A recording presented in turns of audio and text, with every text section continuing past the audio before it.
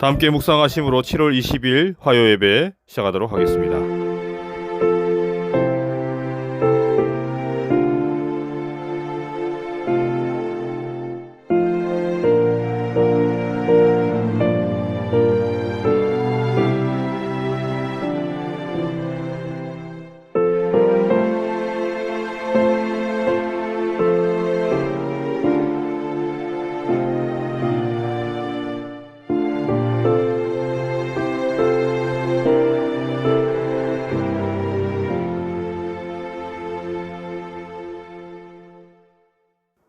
다 함께 시작하는 찬미 513장 주 여호와의 천사들이 참여하시겠습니다.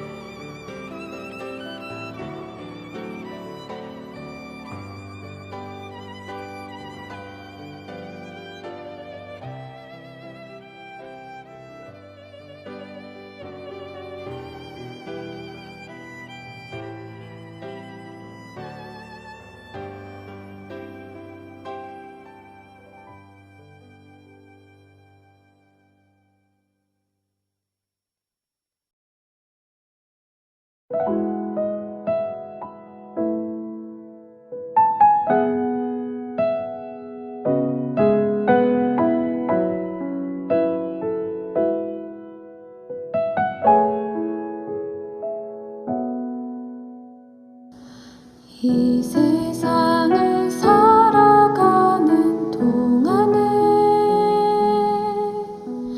나의 힘을 의지할 수 없으니 기도하고 낙심하지 말 것은 주께서 참 소망이 되심이라. 주의 길을 걸어가는 동안에 세상의 것 의지할 수 없으니 감사하고 낙심하지 말 것은 주께서 참 기쁨이 되심이라. 하나님의 꿈이 나의 비전이 되고 예수님의 성품이 나의 인격이 되고 성령님의 권능이 나의 능력이 되길 원하고 바라고 기도합니다. 주의 길을 걸어가는 동안에 세상의 것 의지할 수 없으니 감사하고 낙심하지 말 것은 주께서 참 기쁨이 되심이라. 하나님의 꿈이 나의 비전이 되고 예수님의 성품이 나의 인격이 되고 성령님의 권능이 나의 능력이 되길 원하고 바라고 기도합니다.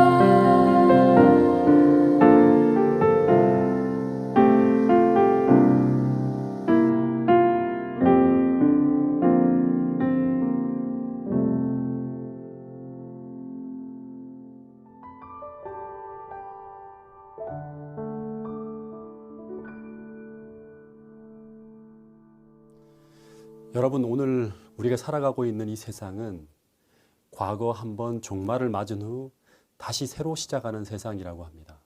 즉 노아 홍수로 리셋이 된 후 다시 역사를 써내려간 세상이라고 합니다. 그리고 성경은 왜 이렇게 세상이 멸망을 당했는지를 알려주고 그 길을 따라가지 말기를 교훈하고 있습니다. 노아 홍수가 벌어진 직후 세상은 심판의 흔적으로 가득 차 있었다고 합니다. 그래서 노아는 홍수 후에 350년을 살아가면서 당시 사람들에게 왜 이런 변화가 일어났는지, 원래 홍수 전의 세상은 어떤 세상이었는지, 그리고 왜 세상이 이렇게 되었는지, 그리고 우리는 원래 처음 만들어진 그 세상으로 돌아가기 위해 어떻게 살아야 하는지를 복음의 이야기와 그리고 홍수로 인한 심판의 이야기를 통해 전하였을 것입니다. 그런데 세상이 쭉 흘러가기 시작할 때 노아의 아들 중에 함의 후손들을 중심으로 해서 배도가 일어납니다. 그리고 그 무리들이 배도한 후에 아라랏산을 내려와서 창세기 11장 2절에 보면 유프라테스 강변의 시날 평지에 정착했다고 합니다. 그런데 이들이 머문 그 시날 평지에서 인류 최초의 4대 문명 중에 하나인 메소포타미아 문명이 탄생합니다.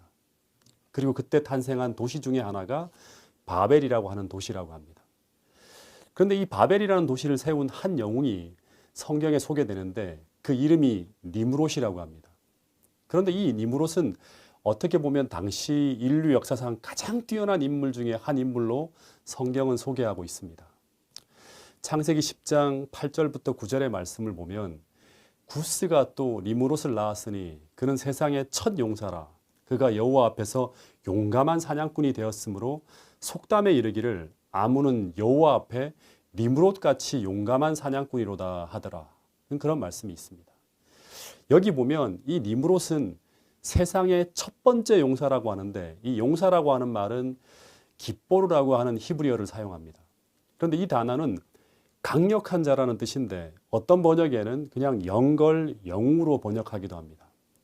그런데 어떻게 강력하고 강한 용사였는가 하면 9절에 보면 여호와 앞에서라고 하는 단어를 사용하고 있는데 이 단어는 히브리어로 파님이라고 하는 히브리어를 사용하는데 이 단어는 얼굴이라고 하는 뜻입니다.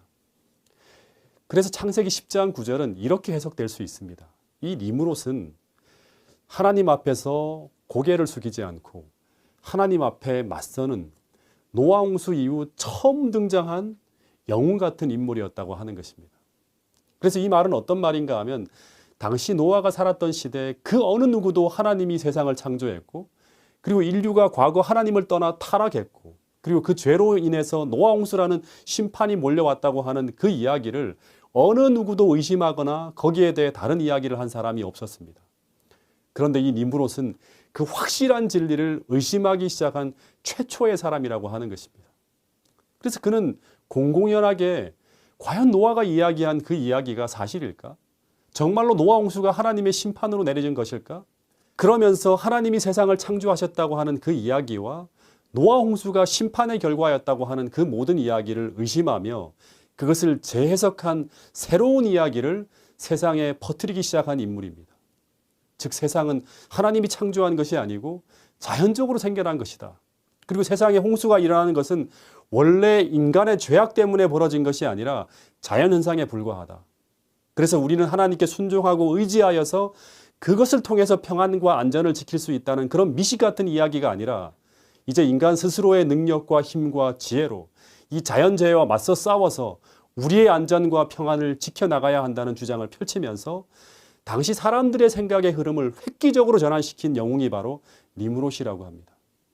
그런데 이 니므롯의 이야기에 동조하는 수많은 무리들이 이 니므롯을 따라 바벨론이라고 하는 도시로 몰려들게 되고 그러면서 그들은 이제 하나님이 없는 가운데서도 평안하고 안전하고 행복할 수 있는 그런 도시, 그런 유토피아를 세울 수 있다는 그런 꿈을 꾸게 됩니다. 그래서 이 바벨론이라고 하는 도시는 계시록에 가면 하나님을 배제한 채 인간이 자신의 노력과 힘으로 세우려고 하는 가짜 유토피아를 상징하는 상징적 도시로 등장하게 됩니다. 그래서 종말에 가면 인간이 세우려고 하는 가짜 유토피아인 바벨론이라고 하는 도시와 하나님이 세우시는 진짜 낙원인 새 예루살렘 도성이 서로 대조되어 등장해서 서로의 시민권을 인류에게 제한하는 장면이 나옵니다. 그래서 인류는 이제 이 둘 중에 하나의 도시를 선택하며 자신이 어느 도시에 속해 살아가고 있는지를 증명하게 됩니다. 그런데 하나님은 하나님의 인을 통해서 새 예루살렘 도성에 들어갈 사람들을 모으고 있고 반대로 사단은 바벨론이라고 하는 도시에 속한 사람을 짐승의 표를 통해 모으게 된다고 합니다. 그런데 성경 계시록 13장 17절 18절에 보면 이 바벨론의 시민권인 이 짐승의 표에는 이런 특징이 있다고 합니다. 계시록 13장 17절 18절에 보면 그 사람이 바벨론에 속한 사람이라는 것을 증명하는 그 짐승의 표에는 그 짐승의 이름이나 그 이름의 수가 적혀 있다고 하면서 그러면서 지혜로운 사람은 이 짐승의 표가 사람의 수, 즉 666이라고 하는 이 상징적인 숫자가 말하는 의미를 이해할 수 있을 것이라고 합니다. 그런데 이 6이라고 하는 숫자는 성경에서는 인간이 창조되어지는 날과 관련되어진 숫자입니다. 그래서 6이라고 하는 것은 본문에서 말하는 것처럼 사람의 수입니다.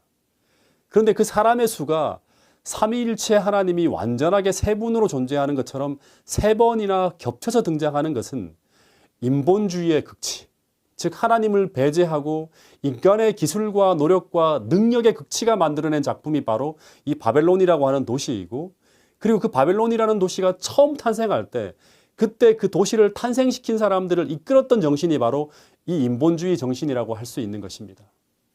그래서 바벨론이라고 하는 도시는 철저하게 하나님을 반대하는 정신이 만들어낸 산물입니다.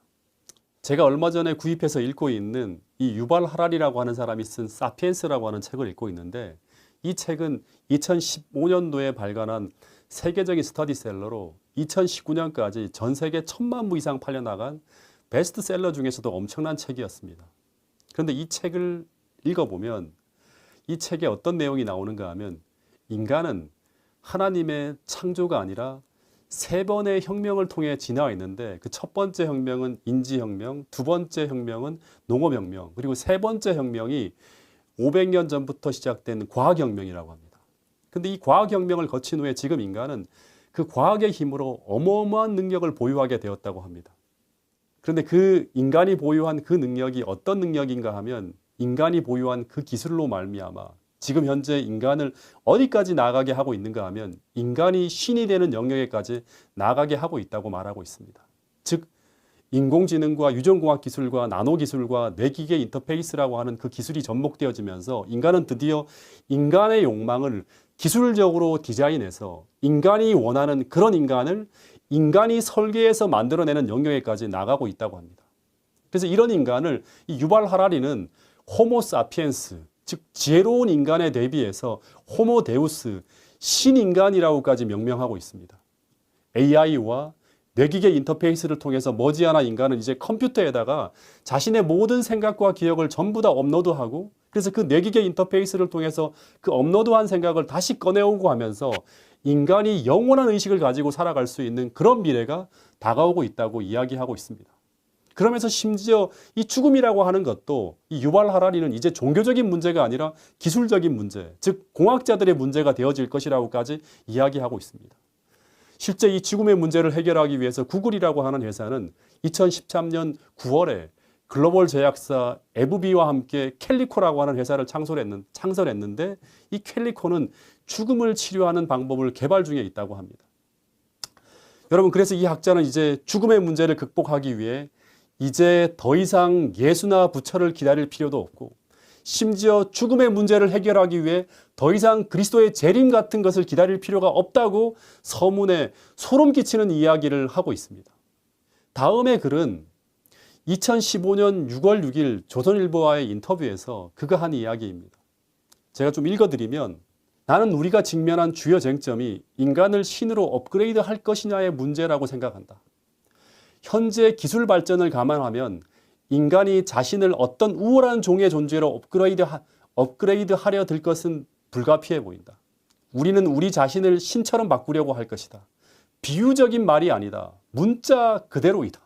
여러분, 이 말이 무슨 말인가요? 하나님 없는 세상을 실현하겠다고 하는 것이죠. 하나님이 세상을 창조했다고 하는 사실을 정면으로 부정하는 단지 이론이 아니라 그런 세상을 실제 실현하여 증명하겠다고 하는 것입니다. 조금 더 읽어드리면, 인간은 그전까지 전통적으로 신적인 능력이라고 생각되어 온 능력을 얻게 될 것이다. 인간은 아마도 조만간 생명체를 자의에 따라 설계하고 만드는가 하면 자기 마음속에서 직접 가상의 현실을 옮겨 다니고 수명을 극적으로 늘리며 자기가 바라는 대로 몸과 정신을 바꿀 수 있게 될 것이다. 그동안 역사를 통틀어 수많은 경제적, 사회적, 정치적 혁명이 있었지만 그래도 인간성만큼은 불변이었다. 하지만 수십 년 안에 인류 역사상 처음으로 인간성 자체가 급격한 혁명을 겪게 될 것이다. 우리 사회와 경제뿐 아니라 우리 신체와 정신도 유전공학과 나노기술과 뇌컴퓨터 인터페이스 기술에 의해 변형될 것이다.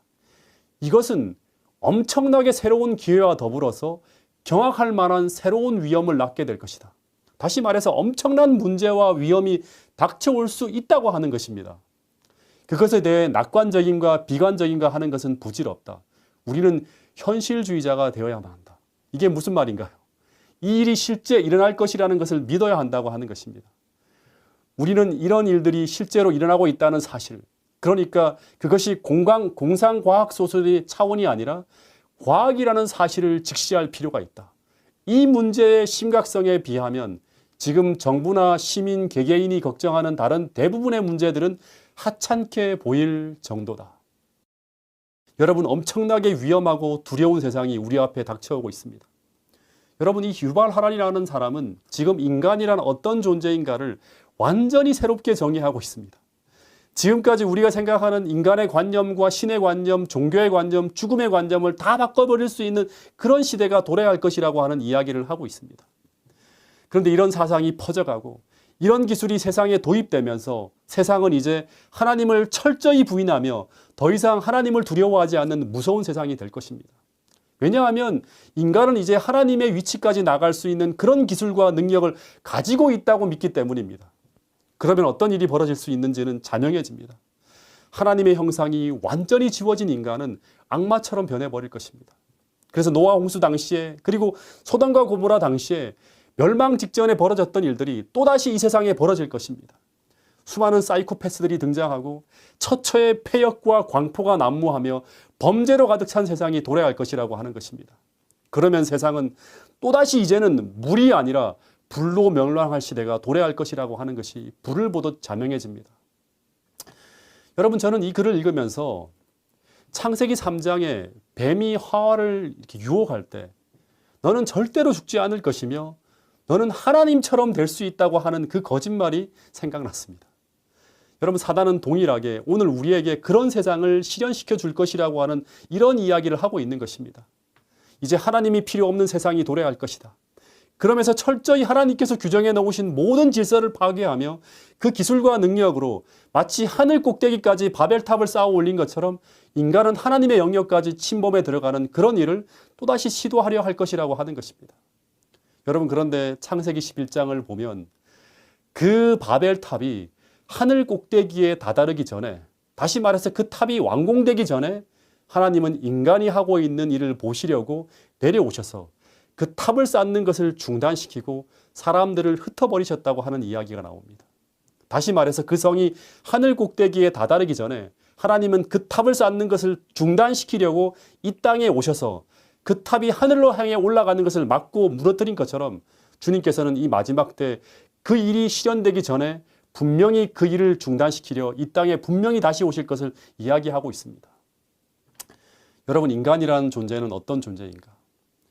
유발 하라리는 호모 사피엔스에서 이제 호모 데우스를 향해 진화해 나가는 인간을 이야기하고 있습니다. 여러분, 그러나 성경은 분명히 이야기합니다. 인간이란 어떤 존재인가? 인간은 진화되어지는 과정에 있는 존재가 아니라 하나님이 창조하신 존재인데, 그런데 하나님은 인간을 어떻게 창조하셨는가? 인간은 절대로 하나님이 없이는 평안하게 살아갈 수 없는 존재라고 말합니다. 늘 하나님을 의지해야 되고 하나님이 그들에게 은혜를 베풀어 주셔야지만 행복하고 평안하고 안전하게 살아갈 수 있는 그런 불완전한 존재가 바로 인간이라고 이야기하고 있습니다. 그래서 우리가 하나 꼭 기억해야 될 것은 하나님을 떠난 인간의 마음에는 언제나 끊이지 않는 두려움이 있다고 하는 사실입니다. 왜냐하면 하나님 없이 살 수 없는 불완전한 존재이기 때문입니다. 한치의 미래도 내다볼 수 없는 그런 존재이기 때문입니다. 그래서 하나님을 떠난 인간은 끊임없이 뭔가 안전책을 강구하려고 합니다. 그래서 그 불안한 미래를 대비해서 끊임없이 안전책을 세우는 시도를 하는데, 그런데 그것이 무엇인가 하면 바벨탑을 쌓는 것처럼 끊임없이 하나님을 대체할 그 바벨탑을 세워나가는 것입니다. 마찬가지로 하나님을 떠난 인류는 죽을 때까지 불안한 미래를 대비하여 스스로의 노력으로 안전을 추구하는 가운데 이런 바벨탑을 세우는 일들을 멈추지 않고 계속하게 될 것이라고 성경은 이야기하고 있습니다. 그래서 요한계시록 14장 9절부터 11절에 보면 원래 인간이 머물러야 하는 그 하나님을 떠나 바벨론에서의 안전과 평안을 추구하는 가운데 그 짐승의 표를 받은 사람들에게는 어떤 일이 벌어지게 되는가 하면, 하나님은 계시록 14장 9절부터 보면 그 짐승과 그 우상에게 경배하고 그 짐승의 표를 받은 자들은 밤낮 쉼을 얻지 못하게 될 것이라고 경고하고 있는 것입니다. 여러분, 노아 홍수의 원인은 무엇입니까? 그들을 만드신 창조주 하나님을 떠난 결과입니다. 그래서 우리가 정말 안전하고 평안하게 살아가길 원한다면 우리는 하나님께로 다시 돌아가면 되는 것입니다. 다시 말해 하나님의 말씀을 단순하게 믿고 그대로 순종하면 됩니다. 다시 말해서 하나님께서 홍수로 멸망시키지 않는다고 말씀하시면 아무리 이 땅에 비가 내리고 천둥이 치고 벼락이 친다 하더라도 세상은 절대로 홍수로 멸망하지 않습니다. 그래서 그 하나님의 말씀을 믿고 순종하며 살아가면, 그러면 하나님을 신뢰하는 믿음이 생기고, 그러면 그리고 그 믿음이 자라나면 그 결과 우리는 평안을 경험하게 되는 것입니다. 그래서 엄청나게 천문학적인 돈을 들이고 인력을 투자하고 시간을 투자하며 쌓아 올리는 그 바벨탑을 쌓는 일은 정말 너무나 어리석은 일인 것입니다. 그들은 믿음으로 간단하게 해결할 수 있는 그 문제를 하나님을 떠나 해결하기 위해서 엄청난 수고를 하고 있는 것입니다. 여러분, 우리가 사는 세상은 얼마나 더 오래 지속될 것 같습니까? 지금 북미 지역에서는 폭염으로 인해서 800명 가까운 사람들이 죽었습니다. 심지어 캐나다에서는 기온이 거의 50도 가까이까지 올라가면서 세상이 이제 더 이상 살 수 없는 곳으로 변한 것 같은 그런 환경이 만들어지고 있습니다. 그래서 사람들이 그 환경을 견디지 못하고 죽는 일이 벌어지고 있는 것입니다. 그리고 곳곳에 산불이 나서 계속 번지고 있고, 그래서 그곳 사람들은 마치 지구 종말이 온 것 같다고 외치고 있습니다. 그리고 알프스와 남극과 북극에서는 지구 온난화의 영향으로 끊임없이 빙하가 녹아내리고 있습니다. 여러분, 그런데 이 빙하가 사라지는 것은 미래에 정말 두려운 일이 전개될 것을 예고하고 있다고 학자들은 이야기하고 있습니다.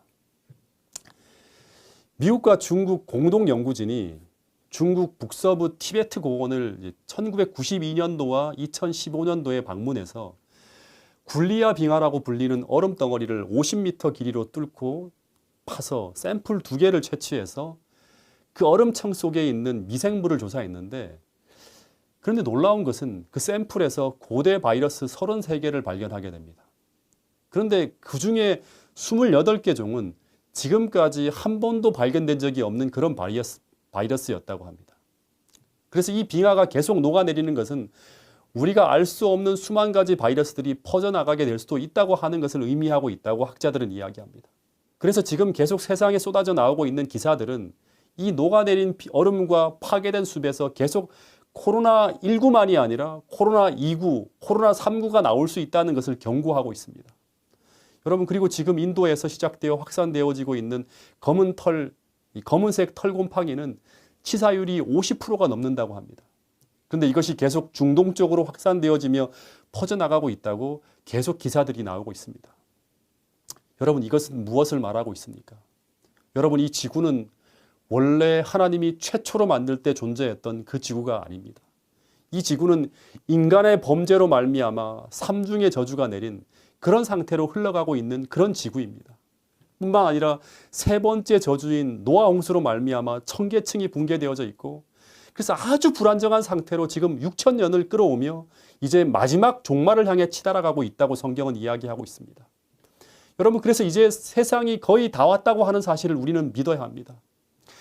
그래서 주님이 오시기 전에는 처처의 역병이 돌고, 그리고 폭염이라고 하는 기상이변으로 수많은 사람들이 죽어가고, 그리고 세상 곳곳에 무시무시한 범죄로 지옥으로 되어가고 있는 이런 세상에서 지금 벌어지고 있는 이 모든 문제들은 절대로 인간의 기술과 학문으로 해결할 수 없는 문제라고 하는 것을 기억해야 한다고 성경은 이야기하고 있습니다. 여러분, 절대 바벨탑을 쌓아서 해결할 문제가 아니라고 하는 것입니다.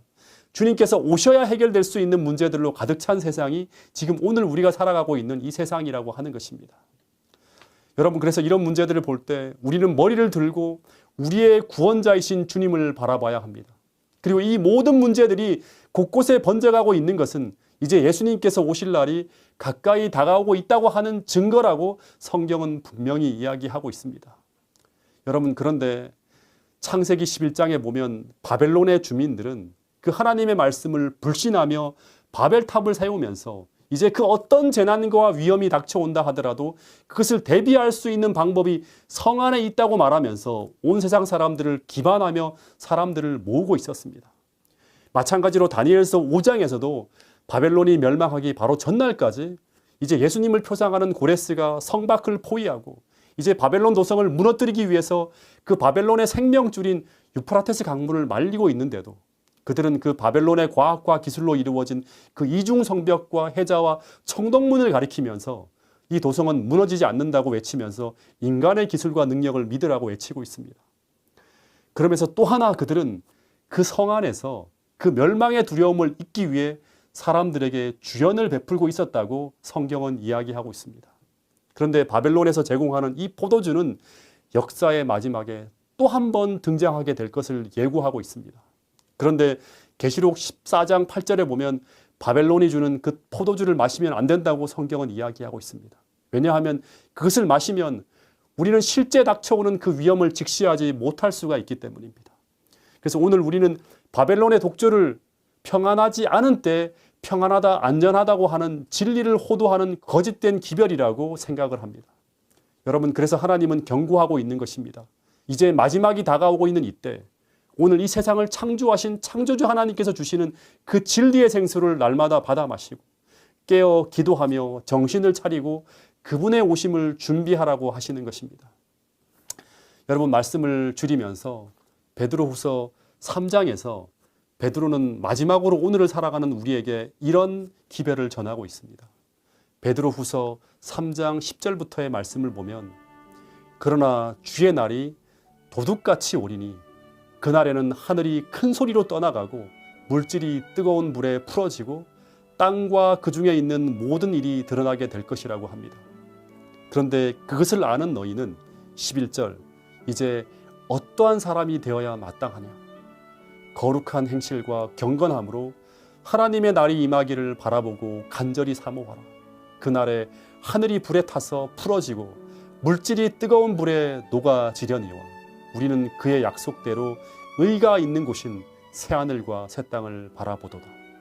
그러므로 사랑하는 자들아, 너희가 이것을 바라보나니 주 앞에서 점도 없고 흠도 없이 평강 가운데서 나타나기를 힘쓰라. 여러분, 하나님은 오늘 우리에게 이제 세상이 거의 끝나가고 있다고 모든 성경에서 이야기하는 징조를 통해 말씀하고 있습니다. 그런데 이 주님이 오시는 날이 심히 임박한 이때 주님은 하나님을 두려워하고 그에게 영광을 돌리라. 이는 그의 심판하실 시간이 이르렀다고 말씀하고 있습니다. 여러분, 이제 하나님을 떠나 뭔가 스스로의 노력으로 살아가려고 애쓰는 모든 몸부림에서 떠나 이제 진정으로 나를 이 땅에 나게 하신 창조주 하나님께로 참되게 돌아가 진정 믿음으로 살아가는 삶으로 우리의 삶을 온전히 전환하게 되기를 간절히 바라겠습니다. 이 마지막 때 주님이 주신 말씀을 생각하며 꼭 주의 오실 길을 예비하는 자로 살아가는 그런 사람이 되게 해달라고 다 함께 기도하시는 저와 여러분들이 되시기를 간절히 바라면서 오늘 말씀을 줄이도록 하겠습니다. 감사합니다. 마치는 찬미 365장 구주와 함께 못 박혔으니 참여하시겠습니다.